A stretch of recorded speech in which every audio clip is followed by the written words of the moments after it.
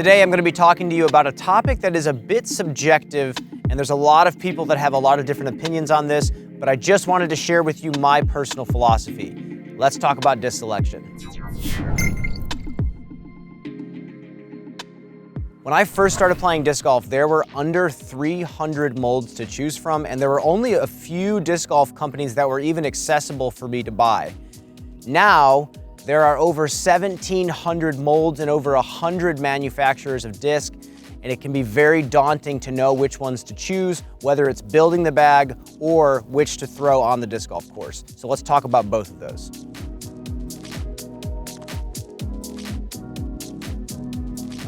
Building a bag that gives you the best chance of success comes down to knowing what type of thrower you are or what type of thrower you want to become. For players who like throwing the hyzer flip, this is a lot of players that like to play in the woods. Understable is going to be what you want your default slots to be. So discs like the Comet are great for that slot. The big challenge for hyzer flip throwers and players that really commit to throwing hyzer flip only is knowing when a disc no longer serves you.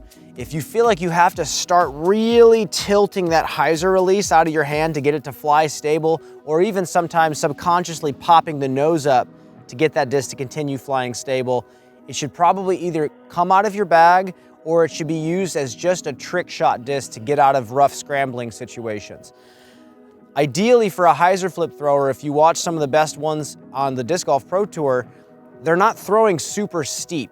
The discs are slightly understable and they can throw them on consistent lines with just a little bit of spine tilt.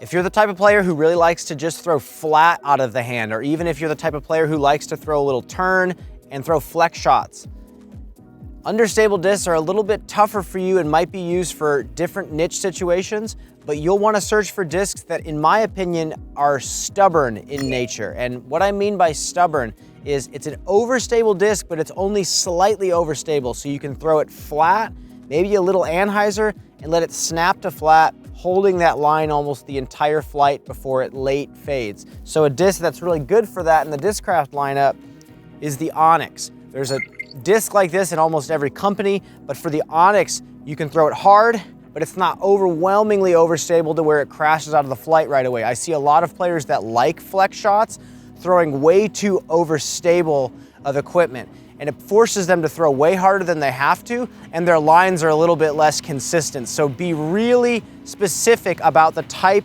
of shape you want to throw, especially if you are a flat or flex shot thrower. Now, don't get it twisted when I say the word stubborn. It's not always a disc overstable by nature that flies that way.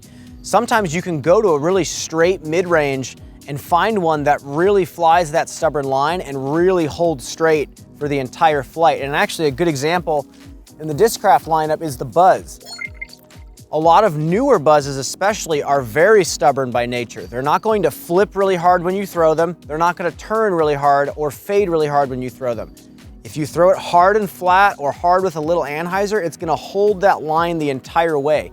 The best professional players in the world are throwing the Buzz extremely angle neutral, which means for even less powerful players, they can rip this disc, it'll hold, it'll glide, it'll fall, and you don't have to release it on too steep of an angle either way.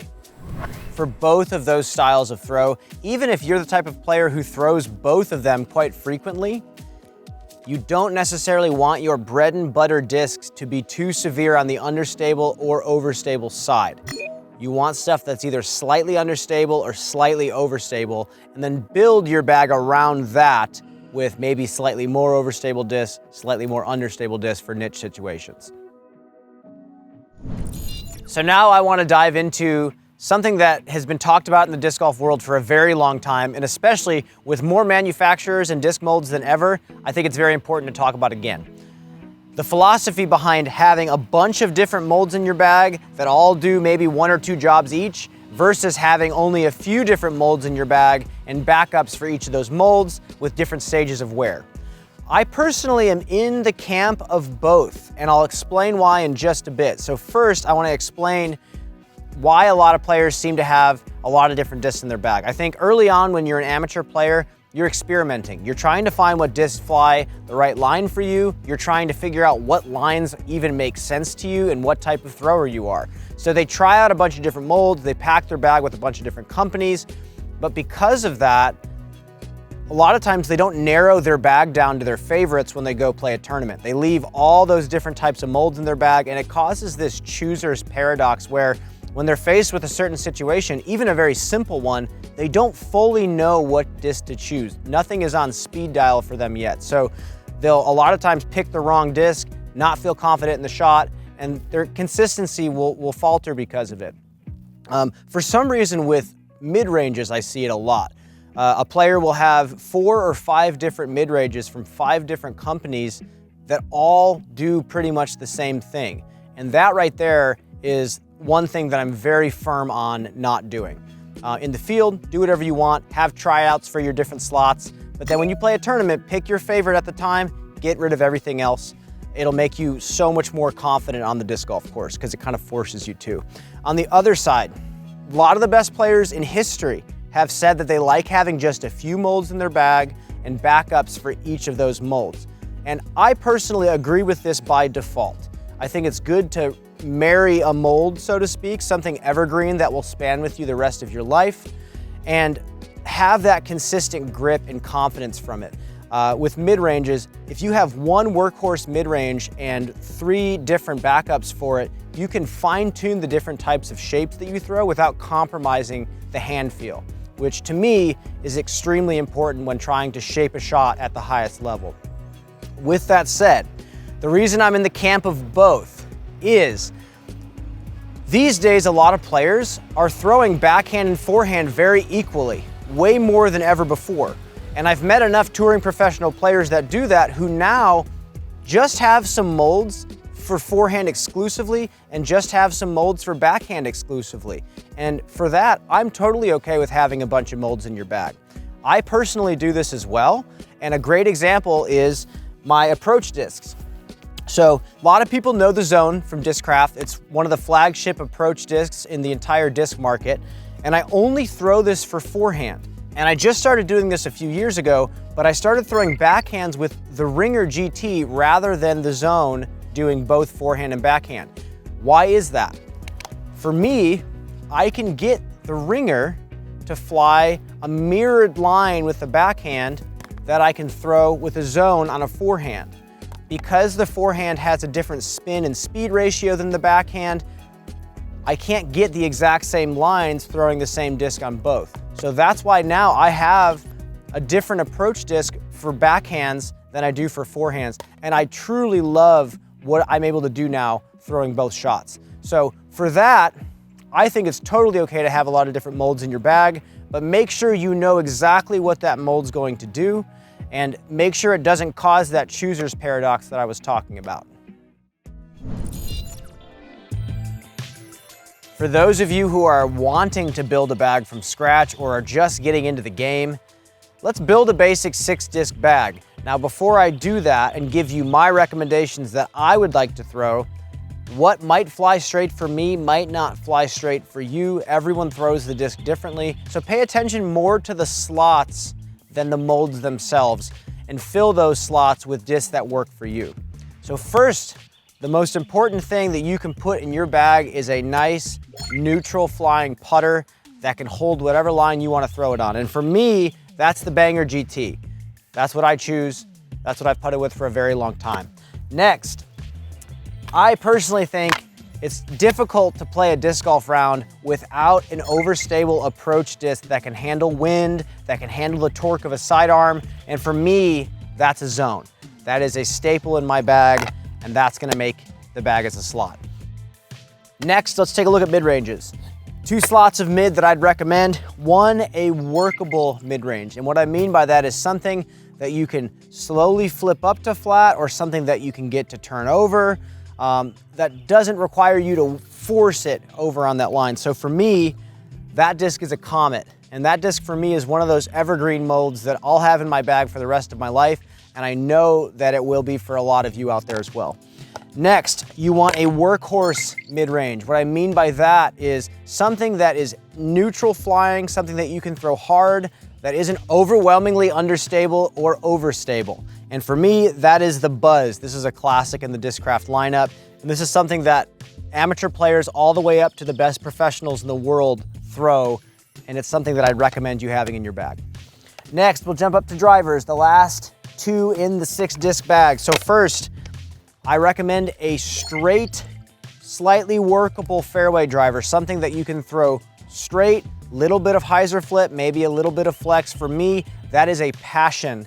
That is something that I'll have in my bag for a very long time, and it's not overwhelmingly overstable because it's a little bit slower.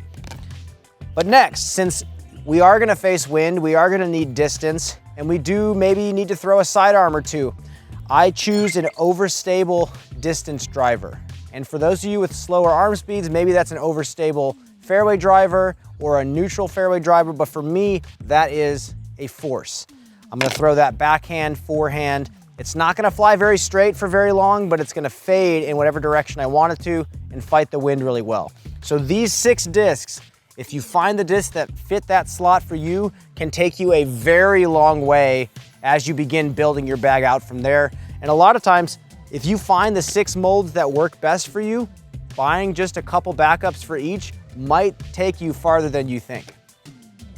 Now that we've talked about different discs to put in your disc golf bag, we now have to talk about when to take which disc out of your bag to throw on a disc golf hole. Now, the first thing that I'll say, when you walk down a fairway, you're analyzing the hole, you're analyzing which shot is optimal, great.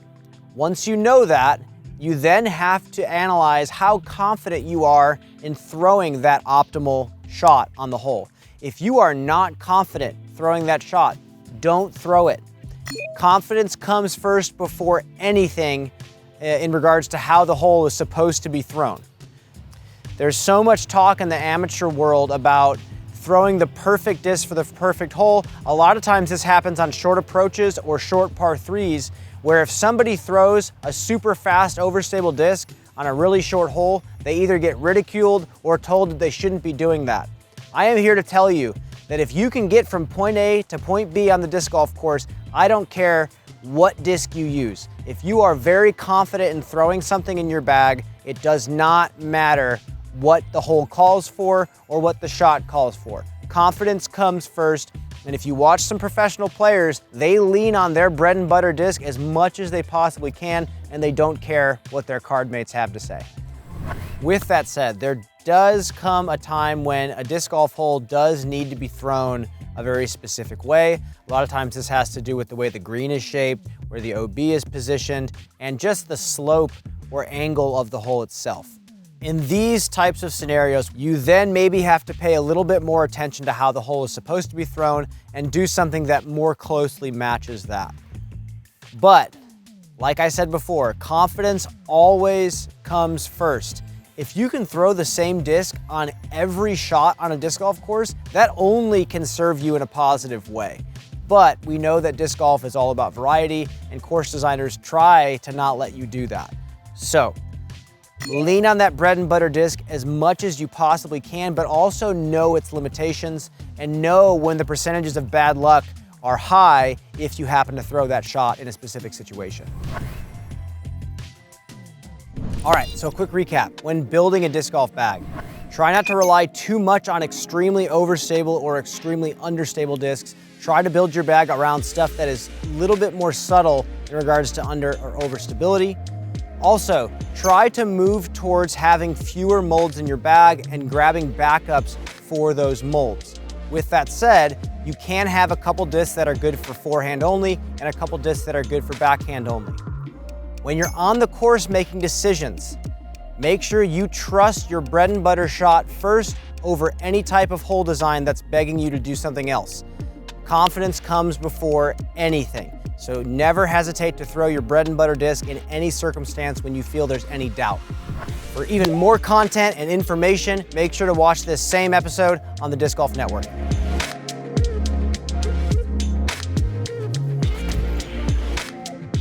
Thanks for tuning in, everybody. Make sure to leave a comment down below with your current bread and butter disc, and we will see you next time.